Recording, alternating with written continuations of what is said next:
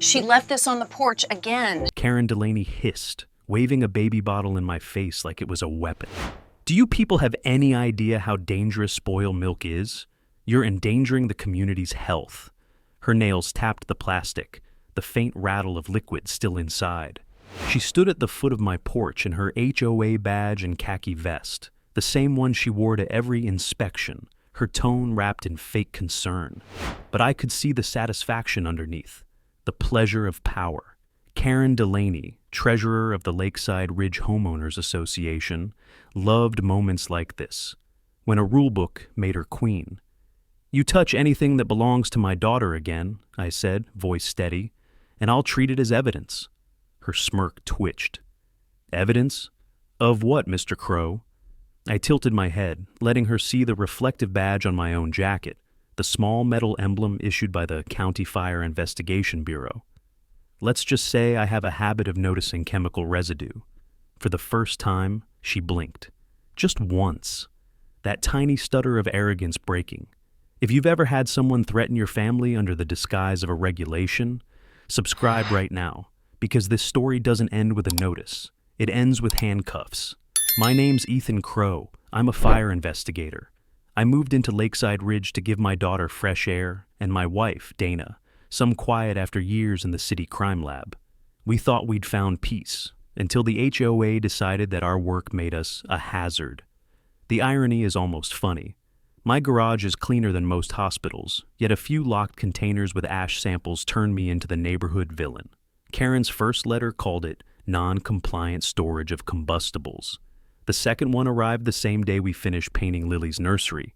She fined us $150 for improper ventilation. I didn't fight back at first. You learn restraint in my line of work. But when she came after my wife, after my baby, that restraint cracked like dry wood. The bottle she waved came from the porch. Dana left it there for a few minutes while she answered a call. When she returned, the formula smelled off, a sour tang, a film on the surface like oil on water. She'd set it aside, confused but too tired to think. We hadn't realized it was the beginning of something worse. That's why this isn't about a petty HOA squabble. It's about control and how far people go to keep it. Karen didn't just hate us. She hated what we represented. Independence, competence, the kind of self-sufficiency that didn't bow to her community compliance rules. She'd spent decades building her kingdom of beige houses and manicured hedges, and she wasn't about to let an investigator and a forensic tech make her look small. Still, I tried to keep the peace. I paid the first fine, fixed the mailbox, even attended her safety seminar, where she lectured about toxic substances while wearing perfume strong enough to fog a lab sensor. But beneath her smiles, I saw something else, a flicker of resentment whenever Dana held Lily, a quiet envy in how she stared at our home, the laughter, the music, the life she couldn't police. That's what this porch represented. Everything she couldn't control, and that's what made her dangerous. When she left that bottle, she didn't expect us to notice. She thought we were just another young family who'd give up, move out, and let her win. She didn't know who she was dealing with. Because Dana doesn't just work in forensics, she teaches chain of custody protocol to rookies. And me? I investigate arson. I can smell sabotage before I see it. So, when Karen turned to leave that day, muttering something about community safety, I watched her steps, how her right hand brushed the porch rail, how she glanced at the camera above our door. She wasn't inspecting anything. She was measuring what she could get away with. I remember thinking, this isn't over, not even close. The bottle was still in her hand when I said, "Leave it." She hesitated, then set it on the railing. "Fine," she said sweetly, "but don't say I didn't warn you." She walked off like she'd just planted something, not realizing that every crime begins with a fingerprint. And the one she left on that bottle would be her undoing. Karen's shoes clicked down the sidewalk long after she was gone, each step fading like a warning I couldn't shake. I stood there staring at that bottle, half filled and glinting in the fading light, until Dana came out holding Lily against her shoulder. "She touched it again, didn't she?" Dana asked quietly. I nodded. She took the bottle with gloved hands, sealed it inside a labeled bag, and said only, "We'll keep it safe." That's how it began, the silent war that spread through the neighborhood like smoke in a sealed room. By the next morning, everyone seemed to know our names. The HOA's weekly bulletin included a new community alert about hazardous storage and unattended infant items left in public view. They didn't name us outright, but everyone in Lakeside Ridge knew exactly who the notice meant. At the mail kiosk, mothers turned their strollers away. An elderly man I'd helped once with his broken fence muttered something about chemicals under his breath. Rumor had done its job faster than evidence ever could. When I opened my mailbox, 3 envelopes waited: a fine for unsanitary porch conditions, another for chemical disposal concerns, and one summoning me to an emergency HOA meeting. Karen had weaponized bureaucracy, and the worst part? She made it look righteous. That night, I drove past the community center where the meeting would be held. Lights were already on inside, silhouettes moving behind the frosted glass. It looked like a courtroom in miniature, every chair filled, every word ready to be recorded in, minutes that would twist truth into compliance. I parked but didn't go in. I'd seen too many people walk into traps like that. Arguments taken out of context, tempers exploited, reputations shredded for sport. I wasn't giving her that show. Instead, I drove to the edge of the neighborhood where the forest met the water. The lake was black glass under the moon. I'd loved it when we first moved here, quiet, reflective, a place that felt untouched. But that night, it felt like a mirror of everything Karen had built. Surface calm, hiding something rotting underneath. Dana called while I sat there. "She's escalating," she said. Paul dropped by. He looked nervous. "Paul?" I asked. "The secretary?" "Yeah," said Karen's planning to file a formal safety complaint with county welfare. Claims Lily's being exposed to toxins. My hand tightened around the steering wheel.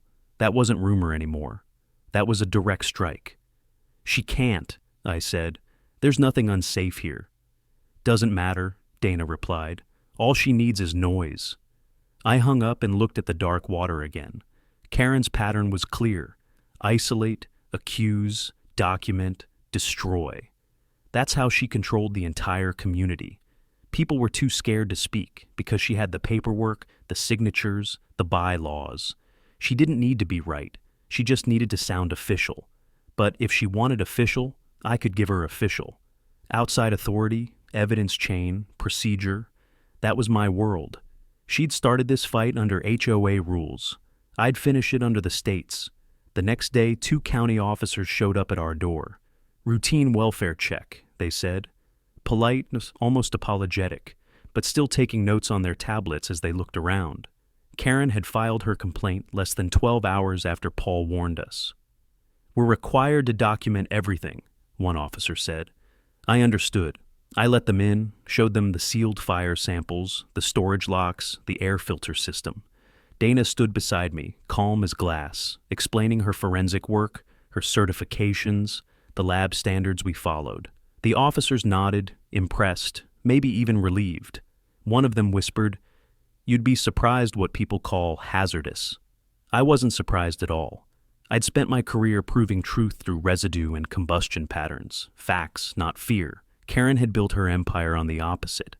After they left, Dana leaned against the wall, exhaling slowly. "This isn't about safety," she said. "She's trying to build a record against us. Then we'll build one back," I told her. And that's when I started logging everything, every visit, every notice, every date and time. Not because I planned to fight her in her court, but because I knew eventually someone higher would read it. Karen didn't know it yet, but she'd just moved her game into mine. By the end of that week, my logbook was filling fast. Every notice, every date, every face that turned away from us. It was all in there. But the one entry that stood out began on a Thursday morning, when Paul Henders showed up at my door, holding a clipboard like it was a shield. His shirt was tucked too tight, his collar damp with nervous sweat. "Ethan," he said softly, "got a few things we need signatures on. HOA business." I didn't invite him in right away. Behind him, the neighborhood shimmered in the heat. Manicured lawns, pastel houses, all pretending nothing was wrong. "Karen send you?" I asked. His lips twitched, the faintest flinch before he said, "Just standard paperwork. She wants everything formal now." His eyes didn't meet mine. When he finally looked up, they darted toward the baby monitor sitting on our porch railing, then back down to his shoes. "Paul," I said quietly, You know she's lying about us. He swallowed, Adam's apple jumping like he'd tried to speak but couldn't. The clipboard trembled slightly in his hands. I just handle admin. I don't get involved. You're already involved, I said. He froze, eyes flicking again to the porch camera. His hands tightened until the plastic creaked. That's when I realized he wasn't afraid of me. He was afraid of her. I signed the papers without reading them, just to see what he'd do. He hesitated before taking them back, fingers brushing the edge of the page like he wanted to grab them and run. You ever think maybe she's gone too far? I asked. He didn't answer, but the silence was louder than words. When he finally left, his shoulders were hunched, each step away from the house looking heavier than the last. Dana came outside, still wearing her lab jacket from work. He's breaking, she said. Good, I muttered, watching him disappear around the corner. Everyone cracks under guilt. That afternoon, we drove to the HOA office to deliver our own written response to Karen's violations. The place looked like a mock courthouse. Beige walls, fake marble floors, framed mission statements about community harmony. Karen's office door was open. She sat behind a desk stacked with folders, glasses perched on the edge of her nose, smiling like she'd just won something. Mr. Crow, she greeted, how nice of you to come by. I handed her the envelope. Our formal response, I said, and a request for all documentation filed about us, per the HOA disclosure clause. Her smile flickered. That clause doesn't apply to ongoing safety matters. It does, Dana said evenly, when the safety matter concerns fabricated evidence. Karen's hand stilled on her pen. Are you accusing me of— Not yet, I cut in, but if I do, it'll be in writing.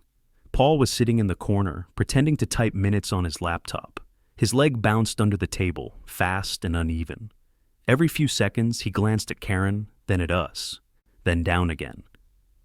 I caught his reflection in a glass frame on the wall, his face pale, jaw tight, eyes flickering like a man waiting for lightning to strike. Paul, Karen said sharply, make sure that's noted. Yes, ma'am, he mumbled, hands trembling slightly as he typed. I watched him the whole time, the way he avoided Dana's gaze, the way his shoulders tensed when Karen leaned closer. The man was suffocating under loyalty and fear, and yet, buried somewhere in that tension, there was guilt. He knew something. He just wasn't ready to say it. When we left the office, Dana whispered, He's trying to warn us. I nodded. He's also trying not to die socially. She's got him wrapped. That evening, a letter appeared under our door, anonymous, handwritten, shaky. It read, She's planning another complaint. CPS this time. Please be careful. You didn't hear it from me. No signature, no return address, but I didn't need one. The handwriting matched the way Paul signed meeting minutes, small, tilted, uncertain. I sat at the table staring at the note while Lily slept in the next room. Outside, the neighborhood lights flickered on, each porch identical, each curtain drawn. Lakeside Ridge was built to look perfect, but perfection is just the clean side of rot. I knew then that Paul was the crack in Karen's control. The question was whether he'd stay one long enough for the truth to slip through. I didn't sleep that night. The letter sat on the kitchen table under the dim light, its words burning through me. CPS. Karen was crossing a line that no neighbor, no parent, no human being should ever cross. By morning, I'd already made copies of every notice, every fine, every recording from the porch camera. I wasn't waiting for her next move. I was preparing for it.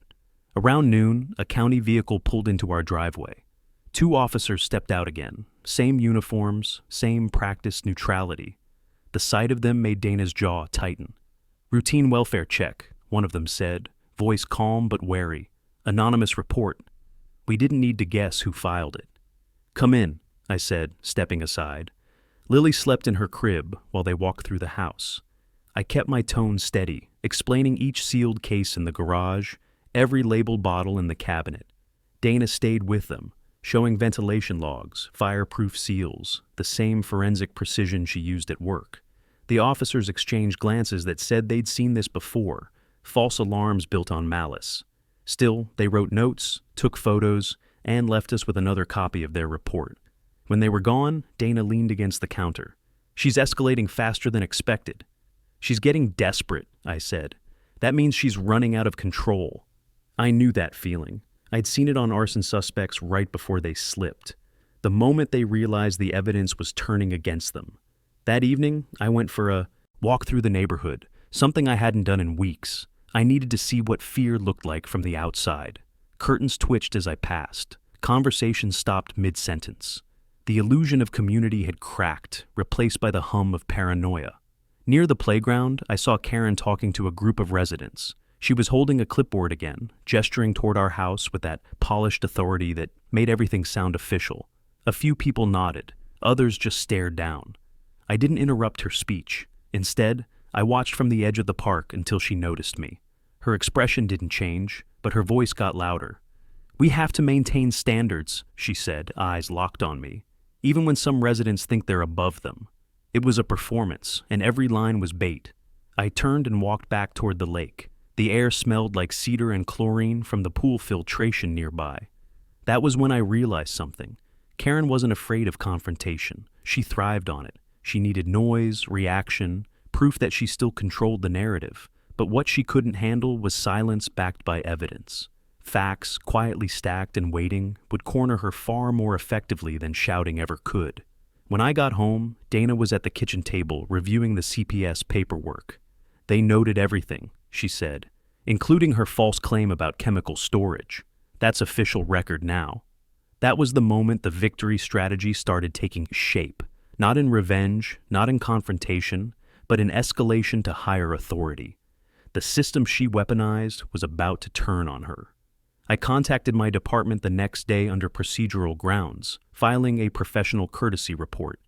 As a county investigator, I had standing to alert interagency safety officers about harassment tied to official investigations. It wasn't a complaint, it was documentation. And documentation was everything.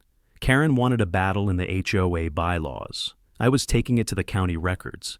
That same afternoon, Paul appeared again, standing nervously by the curb as I returned from work. He looked worse, shirt wrinkled, hair uncombed, eyes red. "She knows I wrote you," he whispered when I approached. His hands were buried in his pockets, shoulders curled like he was bracing for a blow. "I didn't tell her anything," I said. "Doesn't matter," he muttered. "She's been calling me nonstop, said she'll make sure I lose my position if I talk again." "Then stop talking to her," I said quietly. "Talk to someone who can help." He shook his head. "You don't get it. She's got people afraid she'll sue. She keeps files on everyone." "So do I," said. His eyes flicked up, confusion cutting through fear, and mine hold actual evidence. I saw something flicker in him then.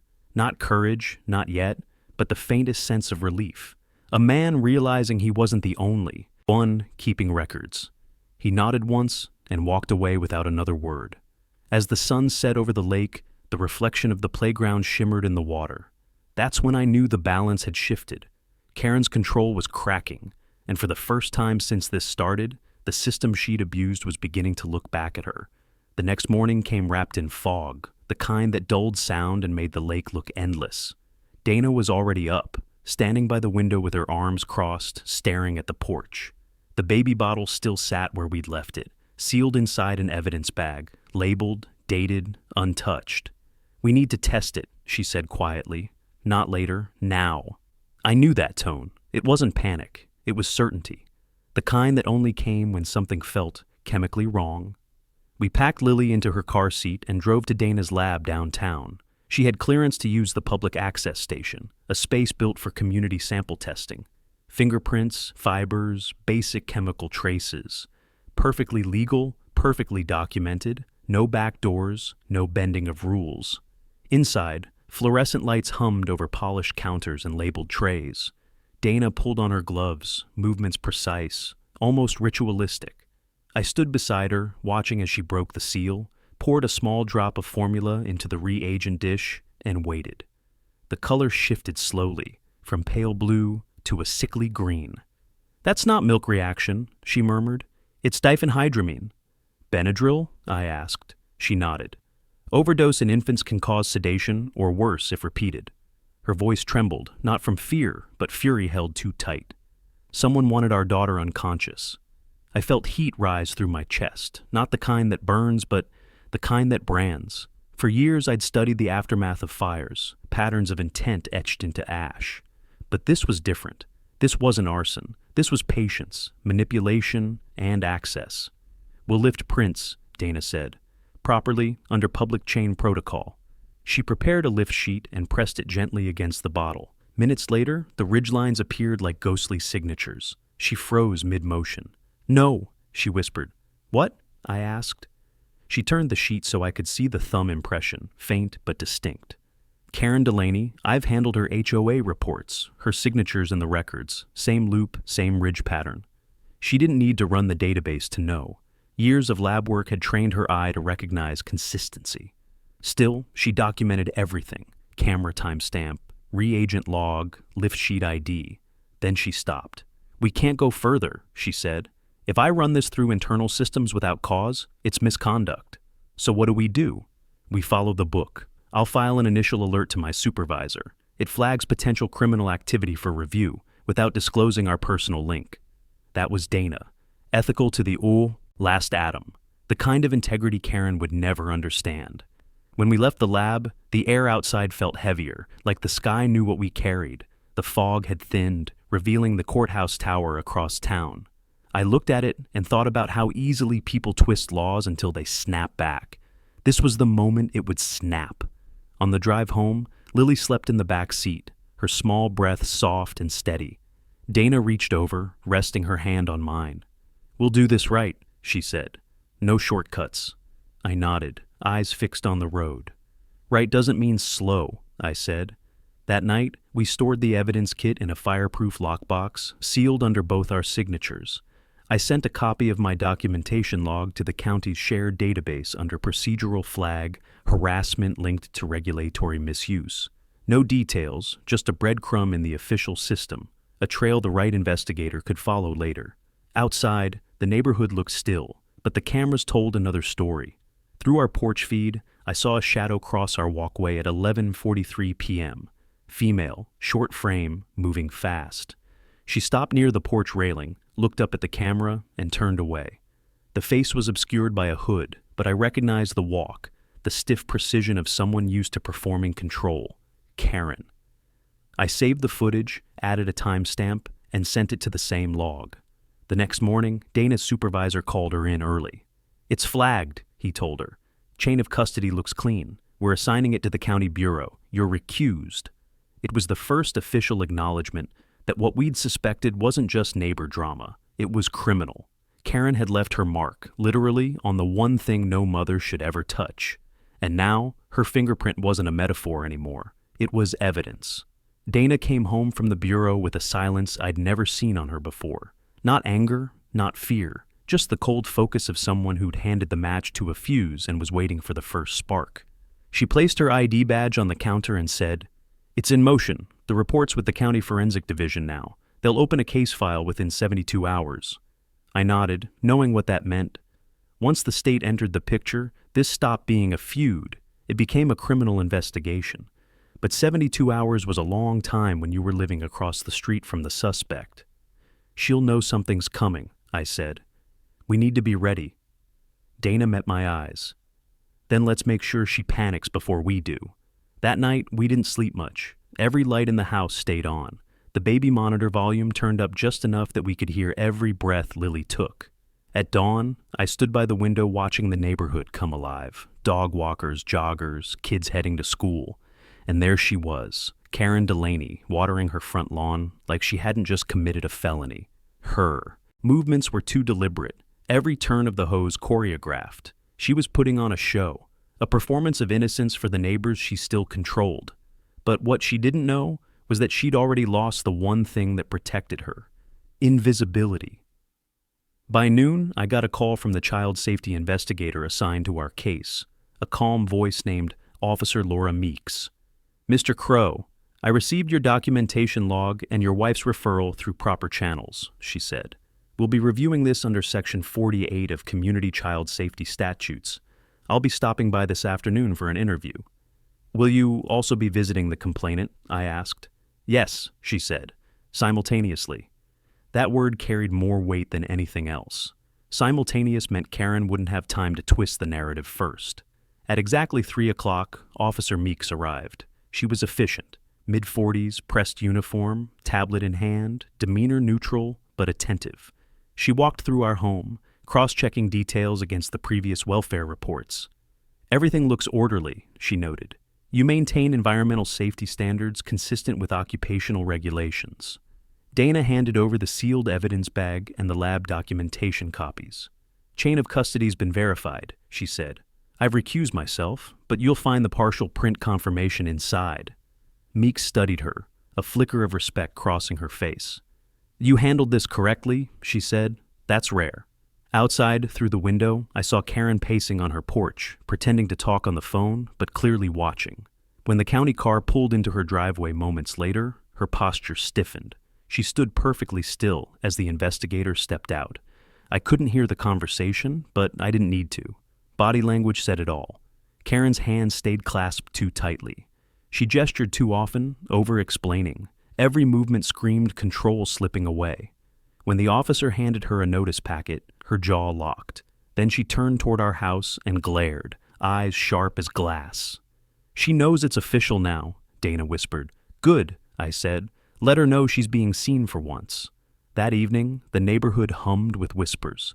People who'd avoided us for weeks now slowed their cars near our driveway. Someone even knocked once, dropped off a casserole, and left without a word. Fear was turning into curiosity, and curiosity would soon turn into doubt. That's how corruption dies, not by explosion, but by exposure. After dinner, I went for a walk by the lake. The water was calm again, reflecting the orange sky. Paul stood by the benches, waiting like he'd been rehearsing what to say. "They visited her," he said quietly when I approached. "She's furious. Said she knows you planted something. She's calling an emergency board meeting. Tomorrow." "Then tomorrow's when this ends," I said. He looked down, voice trembling.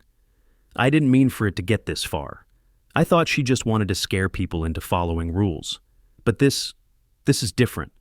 You tried to stop her," I told him. "That counts for something." He shook his head. "Not yet, it doesn't, but it will." The wind off the lake rippled the water between us, and for the first time since this began, I felt something shift. We weren't isolated anymore. The system was watching, the board was cracking, and Karen was running out of ways to hide. I turned toward home, where the porch light glowed steady through the fog. The waiting was over. The next move would belong to justice. The emergency HOA meeting was called for 7 that evening, but by 6:30, the community center parking lot was already packed. Porch lights glowed all the way down the street, like the whole neighborhood was waiting to see what came next. Dana stayed home with Lily, insisting I go alone. "If she tries to twist it," she said, "someone needs to stay calm enough to remember every word." Inside, the air was heavy with tension. Rows of folding chairs faced a podium draped with the HOA banner, Lakeside Ridge, where safety is home. Karen stood at the front, papers spread before her, wearing a navy blazer like a courtroom uniform. Paul sat 2 seats down from her, pale, sweating through his collar, eyes darting to the side every few seconds. I took a seat near the back, arms crossed, saying nothing. Karen opened with her usual confidence. "We've all seen the recent chaos," she began. "False accusations, law enforcement visits, and now county involvement. It's important the community knows the truth." She paused, letting the murmurs settle. "A certain resident has been spreading lies about me, about this board, claiming dangerous acts, criminal acts. These claims are defamatory, and I will not tolerate them." She glanced toward me with a slow smile, sharp and deliberate. "I'd like to open the floor to any board member who wishes to confirm our commitment to transparency." Paul's pen clattered against the table. His hand shook as he picked it up. Karen's eyes flicked toward him. "Paul," she prompted, "you've seen the evidence. Would you like to clarify?" He looked up at her, then at the crowd, then finally at me. Something broke in his face. Not anger, not defiance, but exhaustion. "Yeah," he said, voice thin. "I've seen evidence." Karen's smile faltered. "Good," she said quickly. "Then perhaps you can—" "Your evidence," Paul interrupted, louder this time. The room stilled. He stood, pushing back his chair, palms flat on the table. "I've seen your evidence, Karen. The fake reports, the staged photos, the way you told me to write complaint letters under different names. Karen's jaw clenched. Paul, she said in that measured tone. She used when she thought she could still control someone. Be careful with what you— No, he snapped. You be careful. You're the one who put sedatives in that bottle. You said it would teach them a lesson. You said they needed to be humbled before the board. A murmur rippled through the room, sharp and quick, like the first gust before a storm. Karen's face went white, then red. That's a lie, she said, but her voice cracked halfway through. You can't prove any of— I don't need to, he said. They already have your prints. The room went silent. The only sound was the soft whir of the ceiling fan above us. Karen turned to him, voice trembling now. You don't understand what you're doing. I do, he said. I should have done it months ago. He pulled his phone from his pocket, opened the voice recorder, and played an audio clip. Karen's voice filled the room, recorded, unmistakable. A few drops won't hurt anyone. I just need her to calm down long enough to see reason. The crowd erupted. Some people gasped, others whispered furiously. Karen lunged for the phone, but two board members stepped between them. I stayed where I was, watching the scene unfold with a calm that felt almost unreal. This wasn't rage anymore. It was proof. The kind of truth that didn't need defending. Paul turned to me then, his voice breaking. I'm sorry, Ethan. I thought if I kept quiet, it would stop. She said she'd ruin me if I didn't help with the complaints. I nodded once. You stopped her now, I said quietly. Karen's composure collapsed completely. You think this means anything? She shouted. You think they'll believe you over me? I built this community. But her words only made the silence around her heavier.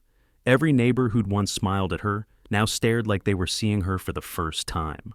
Within minutes, Officer Meeks arrived. Someone had called her from the back of the room. Karen tried to leave, but Meeks blocked the exit. Karen Delaney, she said evenly, you're under investigation for tampering with infant food and misuse of community authority. I'd advise you to stop talking. The click of handcuffs was almost gentle. Paul sank into his chair, head in his hands. As Karen was let out, she turned her glare on me one last time.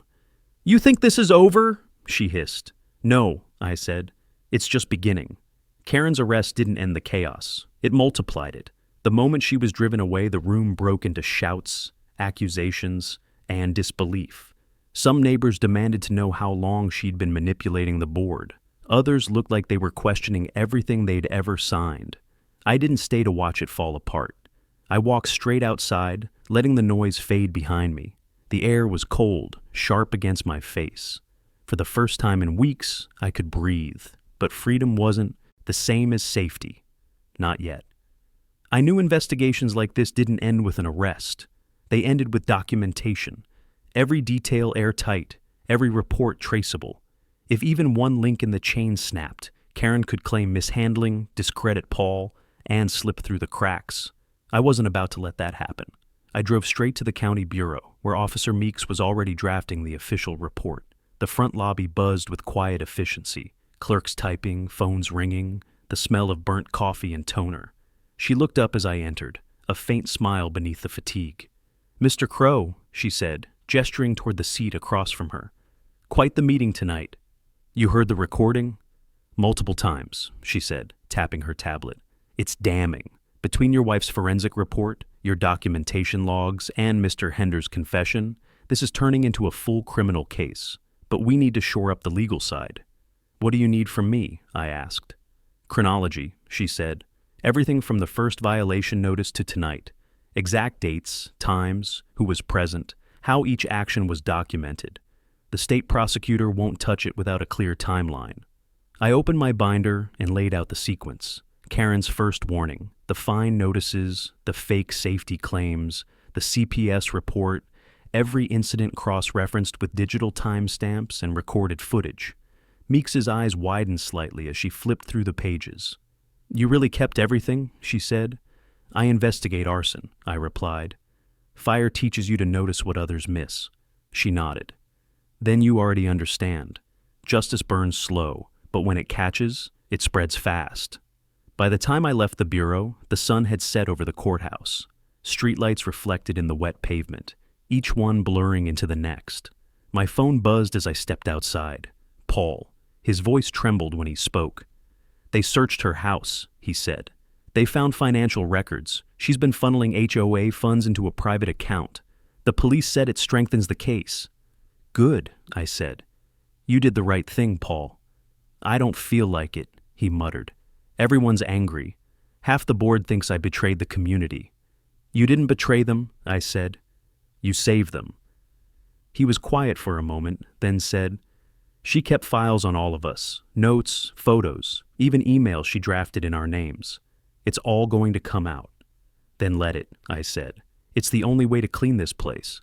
After we hung up, I stood there for a while, watching the courthouse windows glow from within. I thought about how Karen's power had worked, not through violence or wealth, but through compliance. She'd made good people like Paul believe silence was safety, but silence is what corruption feeds on. That night, when I got home, Dana was sitting on the couch with Lily, asleep in her lap. The TV played softly in the background, local news, live from the county office. Karen's face appeared on screen, flanked by 2 officers. The headline read, HOA official arrested for child endangerment and fraud investigation underway. Dana muted the volume and looked up at me. It's public now, she said. Everything. I sat beside her, watching the silent broadcast. Karen's expression was blank, drained of power. You did this, Dana said quietly. We did this, I corrected, by staying inside the system. She smiled faintly, but her eyes were tired. You know they'll keep digging. They'll find other people she hurt. Then we'll help them, I said, one report at a time. The camera panned across our neighborhood, the manicured lawns, the playground, the lake glinting under the moonlight. It looked peaceful again. But peace isn't the absence of noise. It's the aftermath of truth. Tomorrow, there would be hearings, statements, and paperwork. But tonight, the system had finally turned its gaze where it belonged. And for the first time, the law was on our side. The next morning, Lakeside Ridge didn't feel like the same neighborhood. The silence had changed. It wasn't the tight, anxious quiet of fear. It was the fragile calm that comes after a storm breaks. Cars slowed when they passed our house, but not in suspicion this time. In curiosity, maybe even respect. I saw neighbors whispering by mailboxes, exchanging looks that said they'd started to see what had really been happening. Still, I knew better than to think it was over. Justice doesn't travel in straight lines. It winds through reports, hearings, and people desperate to rewrite their own guilt. Karen had ruled through fear for years. It would take more than one arrest to erase that. The board scheduled an emergency restructuring vote for the weekend, and Officer Meeks had asked me to attend, not as a resident, but as a cooperating witness. It's important, she'd said, that the record shows transparency. If you're there, the process stays clean. So, I agreed. That day I spent hours preparing. I compiled every file into a digital drive. Footage, photos, violation notices, timestamps, every piece of data verified and formatted for the county's public records. Dana reviewed the forensic sections, cross-checking reagent logs for accuracy. Every detail mattered now. The stronger the documentation, the less room Karen's defense would have to manipulate. At sunset, I walked down to the playground, the one that had been Lily's favorite place before all this began. The swings creaked softly in the wind, their chains glinting orange in the fading light. A few kids played under the watch of parents who'd once turned away from us. Now they smiled politely, cautious but shifting. I sat on the edge of the sandbox and looked toward the lake. The reflection of the community center shimmered in the water. That's where tomorrow's vote would be held. For weeks, that building had been a fortress of intimidation. Now it was about to become a courtroom of accountability. My phone buzzed. Paul. Ethan, he said quietly. They're tearing through her office. You need to see this. I drove straight there. The door to the HOA office stood open, files scattered across the table, police tags marking evidence. Officer Meeks stood at the back, overseeing the search. Paul was there too, pale but steadier now, pointing out drawers and storage boxes. We found these, he said as I entered, holding out a set of flash drives. Hidden inside an old binder labeled Maintenance Quotes. Meeks took them carefully, sliding each into an evidence envelope. What's on them? I asked. Emails, Paul said. Board communications, fake resident complaints, bank transfers, all signed under different names. She forged entire approval chains. Meeks looked up from her notes. This changes the case scope. Fraud, forgery, falsification of community records. It's no longer limited to endangerment. I nodded slowly. The system she'd built to control us was now the evidence chain that would bury her. I'll prepare statements for each falsified record, Paul said. I can confirm which were real and which she fabricated. His voice didn't shake this time. For the first time, he looked like a man reclaiming his integrity. You're doing the right thing, I told him. It won't undo what happened, but it'll stop her legacy from spreading. Meeks gave a short nod. The prosecutor will want these by Monday. We're recommending a full audit of HOA finances for the past 5 years. There may be other victims. Outside, rain began to fall in steady silver lines against the windows. It made the fluorescent lights flicker, casting long shadows across the files. The sound reminded me of distant static, like the kind I heard in burned houses when wiring hissed through the smoke. Only this time, it wasn't destruction I was hearing. It was cleansing. I drove home in the rain, windshield wipers thudding like a metronome. When I pulled into the driveway, Dana was waiting under the porch light, holding Lily close beneath her jacket. They found more, I said as I stepped up. She didn't ask what. She just nodded, eyes tired but certain. Then it's ending, she said. Not yet, I replied, but we're closer. I looked past her, at the lake beyond our street, its surface rippling under the rain, reflecting the faint glow of street lamps. Tomorrow, the board would face its own judgment, and the community would have to decide what it stood for. Karen's empire was gone, but the damage she'd done still lingered. It was time to rebuild something better from the ashes she left behind. By the next morning, the storm had cleared, leaving the streets slick and bright under a washed-out sun. The air smelled cleaner, like the whole neighborhood had been rinsed of something toxic. I carried the hard drive in my jacket pocket, the one containing every file, every timestamp, every photograph that tied Karen's empire together. The community vote was scheduled for 9 sharp, but when I reached the community center at 8:40, people were already lined up outside, whispering in tight circles.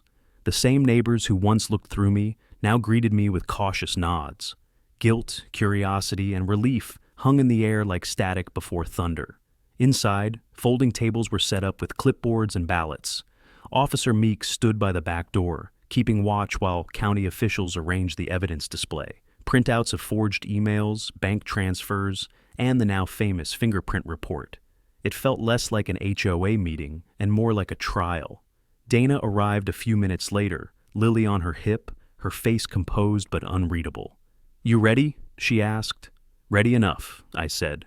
We took seats near the front. Paul was already there, hands clasped together, staring at the podium. His shoulders were squared now. No shaking, no darting glances. Just quiet resolve. At 9 on the dot, the interim chairwoman, Mrs. Knox, called the meeting to order. Her voice trembled slightly as she began. This session is to determine the future leadership of Lakeside Ridge and to acknowledge the findings of the county investigation. She gestured toward Meeks. "Officer, you may proceed." Meeks stepped forward, setting a binder on the podium. Evidence presented by the County Forensic Bureau and Financial Crimes Unit confirms multiple acts of fraud, endangerment, and misuse of community authority by former Treasurer Karen Delaney. A murmur rippled through the room.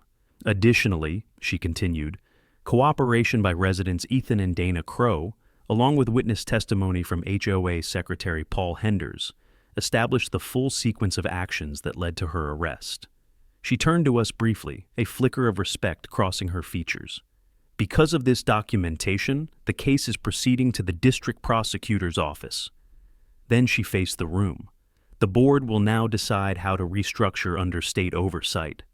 Mrs. Knox nodded gravely and began reading the proposed changes: temporary dissolution of the HOA's enforcement committee, mandatory third-party audits, and new elections supervised by the county. I should have felt vindicated. Instead, I felt the weight of it all pressing down, the enormity of what one person's obsession had done to so many lives. During open comments, a few residents stood to speak. Some apologized for believing the lies.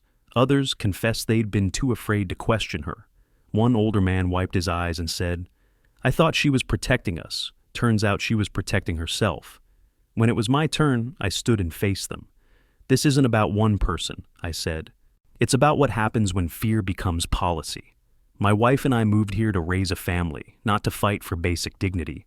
But when you're forced to choose between silence and truth, you either stand up or you vanish. We chose to stand. My words hung there, simple and raw. I wasn't trying to sound heroic. I just wanted them to remember. Mrs. Knox thanked me quietly and called for the vote. Ballots were marked, counted, verified. 10 minutes later, the results were announced. The board would dissolve under county supervision until new elections were certified. Applause broke out, not loud, but steady, like a collective exhale. Paul leaned over, voice low. "It's over," he said. "No," I replied. "It's starting over. That's different." After the meeting, Meeks handed me a signed acknowledgement of cooperation for the county record. "You handled this better than most," she said. "People usually burn everything down when it gets personal." "I work with fire," I said. "I know what it destroys." Outside, the sky had turned a soft gold. Neighbors lingered in small groups, talking, laughing awkwardly, already planning repairs to the park and the clubhouse. Dana set Lily down near the playground, letting her toddle toward the swings. For the first time in months, the sound of a child's laughter didn't feel fragile. It felt earned. I watched the ripples spread across the lake, sunlight breaking on the water's surface. Karen's name would be a case file now, her empire reduced to evidence tags and court transcripts. Lakeside Ridge would rebuild under the eyes of people who finally understood what community meant.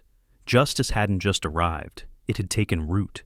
A week later, the county organized a public forum to address the fallout. They called it a community rebuilding session, but everyone knew what it really was, the reckoning. The event was held at the town hall, a larger venue outside Lakeside Ridge to accommodate reporters, residents, and officials. By 6 p.m., every seat was filled. News vans lined the parking lot, cameras glinting under the setting sun. The air inside buzzed with the hum of whispered conversations and shifting guilt. For months, this community had been a closed circle ruled by silence. Tonight, every secret was about to be dragged into the light. Dana sat beside me in the front row, holding Lily close. Paul was a few seats down, pale but calm, his shoulders finely lifted from that invisible weight. Officer Meeks stood near the podium, flanked by county officials. Behind her, a projector displayed the title, Lakeside Ridge Accountability Hearing. When the room settled, she began. "Tonight is not about punishment, it's about truth," she said. For years, one person abused procedural authority, weaponizing policy and fear. That ends now. Her gaze swept across the crowd. But it takes more than removing one name. It takes facing what everyone allowed to happen. A ripple of murmurs spread through the audience. Several residents lowered their eyes. Mrs. Knox, the interim chairwoman, stepped up next, her voice tight. "As acting board head, I want to make clear that Lakeside Ridge will never again operate without oversight. Every future decision will pass through open record." She paused, glancing at me. "But before we move forward, one of the residents who helped expose this deserves to speak." The room turned toward me. I hadn't planned to talk. I didn't need to. But something in the air demanded it. I stood slowly, walking up to the microphone. The lights from the cameras hit my face like heat from a furnace. I looked out over the crowd, neighbors who'd turned away from us, people who'd whispered rumors about my wife, parents who'd refused playdates for fear of chemical exposure. Their eyes met mine now, waiting. "You all know my name by now," I began. Ethan Crow, fire investigator, husband, father, resident, the man who apparently stored hazards in his garage.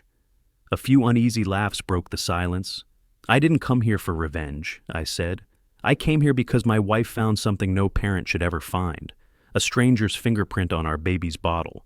And while most of you were debating whether it was true, she was at a county lab documenting every inch of evidence that proved it." I turned slightly toward Dana, who met my eyes with quiet strength. "We followed the rules," I continued. "We trusted the system, even when the system was turned against us. And that's what saved us. Not anger, not retaliation. Proof." I looked at Paul. Encouraged from people like him. People who decided silence wasn't protection anymore. Paul stood slowly, voice unsteady but clear. "She made us believe speaking up would destroy everything. Turns out staying quiet almost did." His words drew a low, collective hum from the crowd, something between shame and relief. I stepped back to the microphone. You can rebuild trust, I said. You can rebuild property values, playgrounds, everything she broke. But you can't rebuild integrity unless you own what happened. Every person who ignored her threats, every fine that got paid out of fear, that's how corruption survives. It feeds on good people doing nothing. I paused. The room was dead silent now. Even the reporters stopped typing. This neighborhood's going to heal, I said finally. But not because someone got arrested, because you all decided to stop pretending that control is the same as safety. A round of applause started at the back, soft at first, then swelling until it filled the room. Not celebration. Atonement. Officer Meek stepped forward and shook my hand. Well said, she murmured. Then she turned to the podium.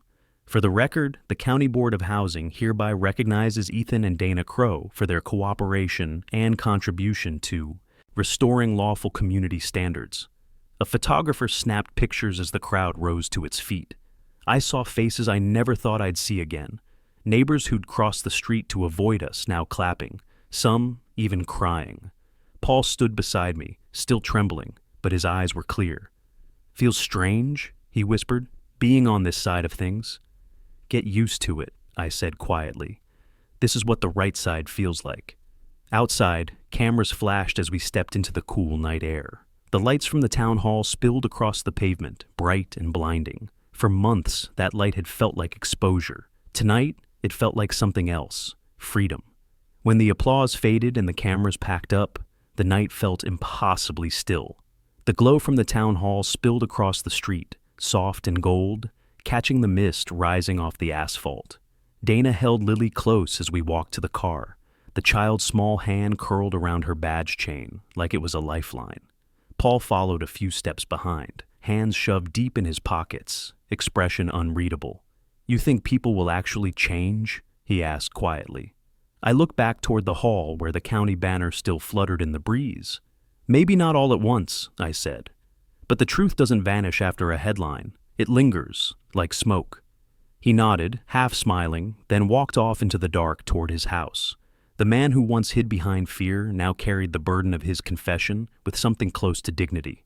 I watched him disappear, then climbed into the driver's seat beside Dana. She turned toward me, eyes reflecting the dashboard light. You did what you set out to do, she said softly. No, I replied. We did what she never expected us to do. We stayed calm. She laughed faintly. That's the cruelest revenge, isn't it? The road back to Lakeside Ridge was quiet, trees arching overhead like shadows reclaiming their peace. When we reached the entrance sign, the one Karen had once ordered repainted 3 times for aesthetic consistency, someone had taped a new note to it. Just a single piece of paper fluttering in the wind. Thank you for standing up when we couldn't. No name, no signature, just gratitude from the same silent neighbors who had once looked away. Dana smiled when she saw it. Proof that the infection's clearing, she said. Truth's contagious, I replied. The following week, the county's reconstruction order went through. The HOA was officially dissolved pending a new charter under state supervision. The fraudulent accounts Karen had maintained were seized and redirected into a community fund, one that Paul proposed should go toward rebuilding the playground. When the vote passed, Dana offered a name, Lily's Park. No one objected. The dedication ceremony took place 3 months later, under a sky so blue it almost looked painted. The old signboard had been replaced by a new one carved from oak, simple and solid. Lily's Park. A place to begin again. Children ran through the grass, laughter echoing between the freshly painted fences. Neighbors mingled without tension for the first time in years, swapping stories instead of rumors. I stood near the edge of the field, watching Dana pin a county safety ribbon to the new play structure, while Paul handed out flyers for the election of the new board. You ever think we'd get here? He asked, walking up beside me. Not like this, I admitted, but maybe it had to burn before it could breathe again. He nodded slowly, eyes glistening. You know they're asking me to stay on as secretary again. You should, I said. You're the reminder this place needs, that silence has a cost. He gave a quiet laugh. Guess I'm done being quiet. When the ribbon was cut, the crowd erupted in cheers. Dana lifted Lily onto the swing, and for a moment, everything around me blurred. the sound of chains creaking, sunlight flickering off the lake, the smell of cedar and fresh paint. It felt like the sound of restoration, not revenge. Later that evening, after the last car left and the lake settled into stillness, I stood alone at the water's edge. The reflection of the park shimmered across the surface, calm and steady. Somewhere out there, Karen was probably preparing for her trial, wrapped in legal counsel and denial. But it didn't matter anymore. Her power had always been borrowed, built from fear, signatures, and silence. The moment those things were stripped away, she became just another name in a file. I reached into my pocket and pulled out the small porch camera drive, the one that had recorded her final mistake. It wasn't evidence anymore. It was history. I dropped it into the lake and watched it sink beneath the ripples. Some things didn't need to be kept. They just needed to be ended. When I turned back toward the playground, Dana waved from the bench. Lily was still on the swing, tiny legs kicking against the evening breeze, laughter carrying through the air. For the first time since moving here, I didn't feel watched. I felt home. If you want more stories of homeowners standing up to HOA tyranny, hit subscribe right now, share your story in the comments, and let me know where you're watching from.